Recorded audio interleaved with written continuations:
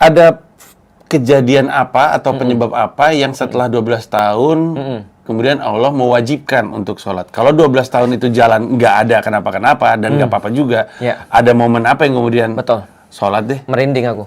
Itu aku ceritain dalam beberapa kasus. Jadi gini ceritanya. Setiap kali kita pergi ke pengajian, orang cerita tentang Isra Mi'raj. Orang cerita tentang bagaimana Allah terus kemudian memberikan perintah kepada Nabi Muhammad.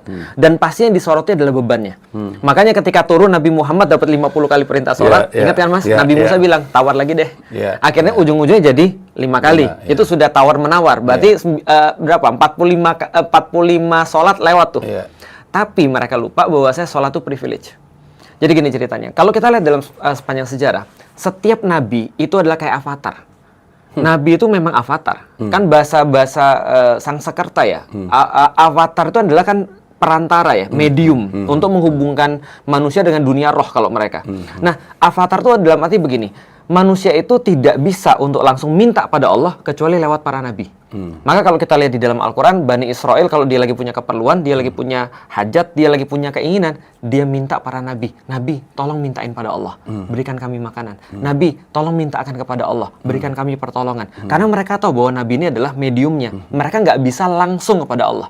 Nah, di saat itu kaum muslimin lagi dalam keadaan diboikot.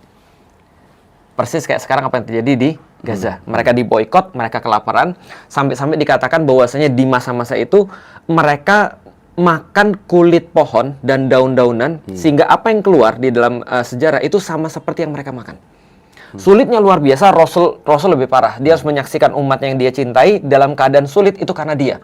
Bisa kebayang nggak sih Mas? Ada orang mempertahankan nilai-nilai yang kita pegang dan dia sulit gara-gara kita. Itu kan kadang-kadang lebih sengsara daripada kita sengsara kan gitu kan. Nah, Rasul dalam kondisi seperti itu. Dalam kondisi sangat sulit ketika diboikot itu, ada yang mengatakan bahwa ini adalah problem paling besar yang dihadapi oleh kaum muslimin sebelum hijrah. Dalam posisi seperti itu, Allah minta Rasulullah pergi ke Sidratul Muntaha, terima perintah sholat. Tapi yang menariknya adalah seluruh kaum muslimin habis perintah sholat itu senang luar biasa. Kenapa? Mereka bisa bypass pada Allah.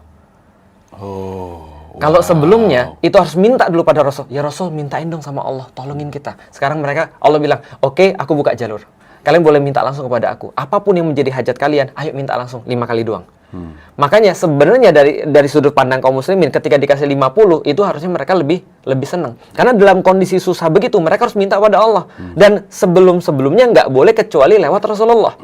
Dan lewat Rasul-Rasul atau Nabi yang lain. Dan mereka punya privilege untuk minta langsung pada Allah, dikasih jalurnya seperti itu.